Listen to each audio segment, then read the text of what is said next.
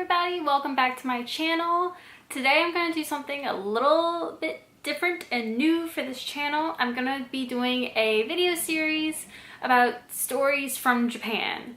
I do this on my blog, and so I think it would be really nice if I could just tell you my stories in person now through videos. In this episode of Stories from Japan, the title is Sumimasen.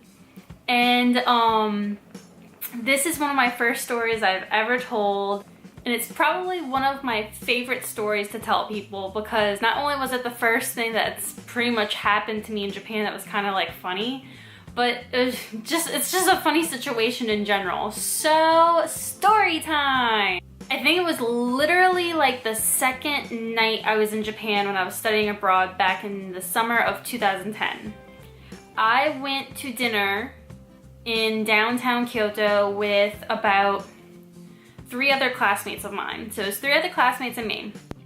We went to like this super simple restaurant that was in downtown Kyoto, and we all sat down at the table. We all ordered our food, and I don't really remember the situation. I think like someone wanted like another drink or something. I don't really know the situation, but the restaurant was pretty quiet, you know. It wasn't like really it wasn't really loud.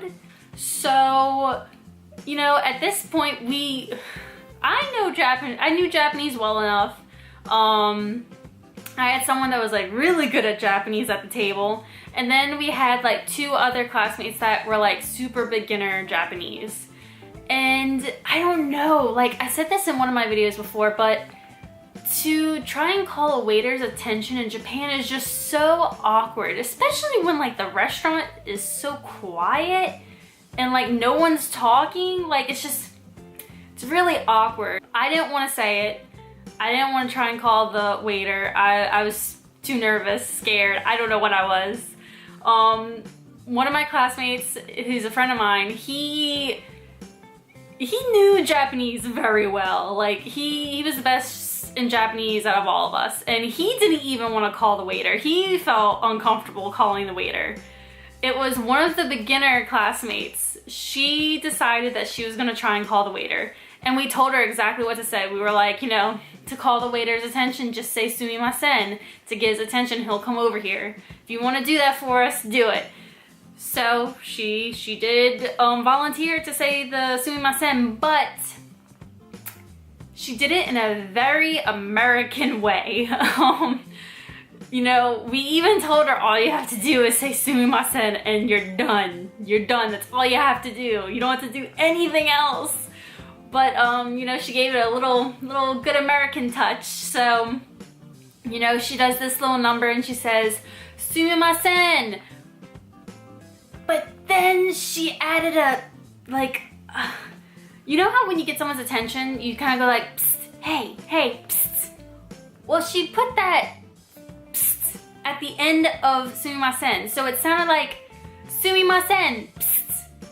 And in the corner where the waiter was, you can see that he was just very surprised, very flustered.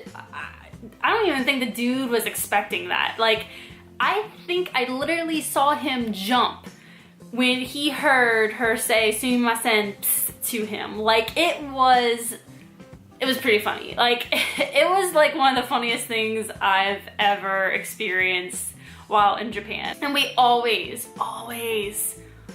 joke about it now. Every time we say Sumimasen, we have to put at the end of it just for the heck of it. Let's continue back with the story. My bad. The waiter, after being flustered and like frazzled and, you know, really like shocked, he like walks over and is in calm like Japanese, like, oh, you know, oh, what can I get for you, and all this other stuff, and really soft-spoken guy. So I can only imagine how he felt by getting like at, you know, like they don't do that in Japan. So it was just very funny.